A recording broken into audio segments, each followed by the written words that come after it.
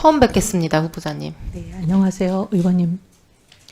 제가 예결위 간사를 맡고 있어서요. 네, 누가 장관으로 오시든 이제 함께 일해야 되는 입장이라서 원래 예산과 재정에 대한 질의를 준비해 왔었는데 오전에 답변하시는 것을 들으면서 몇 가지 의구심이 생겨서 제가 확인을 좀 하고자 합니다. 명쾌하게 좀 설명을 해주시면 좋겠습니다.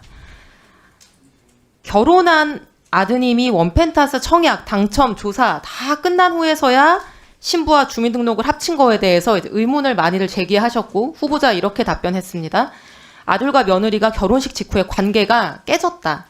관계가 최악으로 치달아서 혼례를 유지하기 어렵다고 생각했다. 맞습니까? 네, 장남 내외부는 2023년 12월 16일에 결혼을 했고 그 이후 주민등록상 주소지가 전혀 겹치지 않다가 1년 5개월쯤 후인 2025년 4월 30일에 이제 용산 신혼집에 주소를 합치게 됩니다. 구체적으로 결혼식 이후 거의 직후에 파경이 된 건가요? 네, 사실 이런 말씀까지 그냥 간단하게 네, 말씀 주셔도 됩니다. 실은 그 시기에 발병을 했습니다. 발병을 해서 지금까지 치료를 받고 있습니다. 그런 사정이 좀 있었습니다. 아까는 관계가 파경이 됐다고 하지 않으셨던가요? 네, 관계가 파경이 되면서 이 모든 게 이제 정신적인 압박과 스트레스 등등으로 굉장히 최악의 상황으로 치달아서 발병도 하고 지금까지 치료를 받고 있습니다. 오전 답변하고는 또 전혀 다른 다르지 말씀인데요. 아닙니다, 의원님. 같은 얘기입니다. 그러면은 어쨌든 그게 이제 관계가 깨지면서 생겨나는 여러 가지 심리적인, 정서적인 문제로 발병입니다. 그러면은 관계가 깨지면서 스트레스와 이제 이런 걸로 좀 병을 얻으셨고 그래서 지금까지 좀 어려운 상황에 계시다는 말씀이신데 네. 이제 어쨌든 1년 5개월 후에 같이 주소지를 합치게 되기 전까지 이제 같이 살기 어려울 정도로 파경이 된 상태셨다. 그래서 주소지가 달랐던 거다 말씀을 하셨던 거죠. 그러면은 그 말씀을 전제로 해서요. 네, 청문회를 보시는 분들이 이런 의문이 드실 것 같아요. 지금 이제 기사 댓글이나 이런 것들도 많이 달리고 있는데 제가 그 내용 중에 저도 좀 의문이 가는 부분들을 여쭤보려고 하는데 그렇게 그럼 관계가 파경이 돼서 최악으로 치달은 상태에서 왜 시댁 돈으로 잡은 용산 아파트를 파경된 상태에 며느리가 혼자 산 거죠? 7억 3천짜리 용산 아파트인데 이것도 사용료를 받으셨습니까? 사용료를 받은 건 아니고요. 돈을 이제 빌려줘서 각자 서로 분담을 해서 구한 아파트고 대출금의 일부는 갚고 아직 일부는 못 갚은 채로 남아있는 상황입니다. 그런데 의원님, 사람 관계라는 게 그렇게 하루아침에 딱 끊어지는 것도 아니지 않습니까? 그럼 어쨌든 많은 같이 사람들이 살지 않는 상황이었고 같이 살기 어려운 상황이었는데 그럼 이 용산구 전셋집을 어디 부동산에 내놓거나 매물로 내놓은 게 있습니까? 그렇지는 않고요. 어쨌든 저희는 그 관계가 다시 봉합되기를 바랬습니다. 그래서 모든 가족이 굉장히 어렵게 노력하고 있던 시기였습니다. 그러면 그렇다고 치고요. 네. 그런 어려운 관계 속에 있는 상황에서 후보자 가족이 2달 동안의 임시 거처가 필요해집니다. 그러면 재산이 아들 3분까지 한 178억 정도 되시는 것 같은데 이렇게 재산도 여유가 있는 상황이기 때문에 다른 아파트 단기 임차를 할 수도 있고 요즘 이주할 때는 에어비앤비 단기 임대를 하기도 합니다. 보니까. 그런데 파경에 가까운 상태인 며느리가 혼자 살고 있는 집에 며느리를 2달 동안 이사를 보내고 들어갔다가 다시 2달 후에 그 집을 교대한다. 왜 굳이 관계가 파탄난 며느리에게 협조를 구하는 거죠?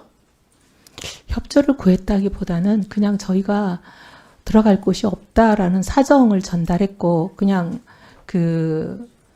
어떻게 보면 남편과 며느님은 도공 렉슬에 이사를 2달 동안 2번을 한 거거든요. 갔다가 왔다가. 근데 의원님 이사가 별로 이렇게 집기나 살림살이가 없기 때문에 근데 지금 이제 말씀하시는 것과 부합되는 어떤 자료는 전혀 제출되지 않은 상황이어서 아니요, 후보자님의 말씀만 듣고 지금 그러려니 이제 해야 되는 상황이거든요. 아닙니다. 다음 질문 전세 드려보겠습니다. 이사 업체와의 계약서를 제출을 했습니다. 의원님께도 드리겠습니다. 차규근 의원님께 드린 자료를 또 드리겠습니다. 그때 당시 이사했던 이사업체와의 계약서가 있습니다.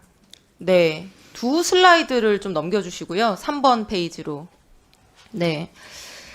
왜 관계가 파경이 됐던 신혼부부가 1년 5개월이 지나서야 다시 같이 살게 됐느냐. 그리고 왜 하필 그날이 국토부의 원펜타스 부정청약 조사가 끝나고 그 결과가 발표된 그 바로 다음 날이냐. 지금 여기에 대해서 전혀 몰랐다고 말씀하셨잖아요. 왜냐하면 저희는 뭐 그렇게 답변을 아까 하셨는데 이걸 한번 보세요.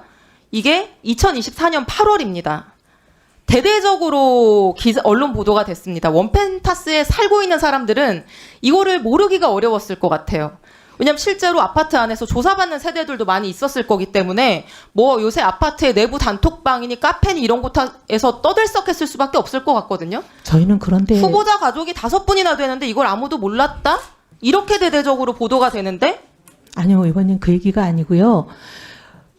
부정청약에 대한 조사가 있다는 자, 거는 그러면 대충 다음 들었죠. 질문도 그런데 드려볼게요. 그 조사 네. 수사 의뢰가 후보자님 언제 조금 끝나... 이따 제가 시간 드리겠습니다. 주시겠어요? 네, 감사합니다. 전세 계약 평생 많이 체결하셨죠? 평생 무주택자셔서. 네. 전세 계약 체결할 때 전세금 담보하기 위해서 보통 전입 신고하고 확정일자를 받거나 전세권 등기하는 방법이 있습니다. 법적으로 효력은 동일합니다.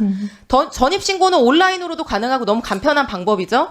대신에 전세권 등기를 하려고 하면은 막 온갖 서류를 떼고 법무사 비용도 들어갑니다. 그런데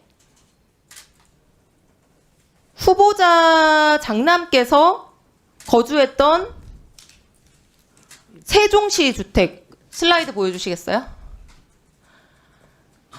용산 아파트에도 전세권 설정, 세종 아파트에도 전세권이 설정돼 있거든요. 근데 저는 지금까지 전세 살면서 한 번도 전세권 등기를 설정해 본 적이 없어요. 왜냐하면 이게 시간도 많이 걸리고 비용도 들기 때문에.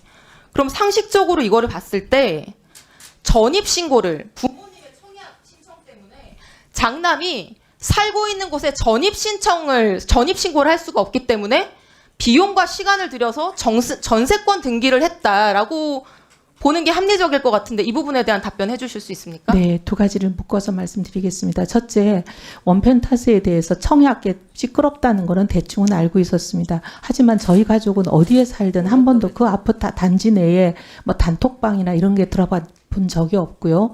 그럼에도 불구하고 대충 들어서는 알고는 있었습니다. 하지만 뭘 몰랐다고 말씀드렸냐면 그 수사가 의뢰가 끝났다는 거는 몰랐습니다. 지금 말씀하신 거는 장남이 반포집에서 용산집으로 세대 분리를 해서 나간 시점이 왜 하필이면 조사가 끝난 날이냐 그 말씀이시잖아요. 그 조사가 끝났는지에 대해서 후보자는 전세권 등기 문제에 대해서 지금 아직 답변 전이신데 그거 할 거예요. 후보자는 본인이 전입신고해서 사는 아파트에 대해서 지금까지 전세권 등기를 설정해 본 적이 없어요. 근데 굳이 아들이 사는 용산구와 세종시 아파트는 이례적으로 전세권 등기 설정을 합니다. 왜냐? 전입신고를 할 수가 없기 때문에. 누가 보더라도 주말에는 세종시, 예리하네. 평일에는 용산에 살 수밖에 없는 후보자의 아드님이 이 원펜타스 청약과 당첨과 조사를 위해서 서초구에 가족들과 함께 주소를 함께 둬야 되기 때문에 나머지 두 개의 아파트에는 이례적으로 전세권 등기를 설정한 거 아닙니까? 그렇지는 않고요. 사실은 이제 저희 그 시댁에 이런 모든 일을 담당해주는 전담 부동산 중개사가 있습니다. 그분에게 맡겼고 그분이 알아서 했는데 실은 전세권을 설정을 했는지 그런 거에 대해서 저는 정확하게는 몰랐습니다. 그런데 이번에 지금 말씀하시는 걸 듣고 며칠 전에 언론이 또 그런 얘기를 해서 저희들이 전세권이 설정됐구나 하는 걸 알았습니다. 말이 안 되지. 그렇지 않습니다, 위원장님. 네, 수고하셨습니다. 기획 예산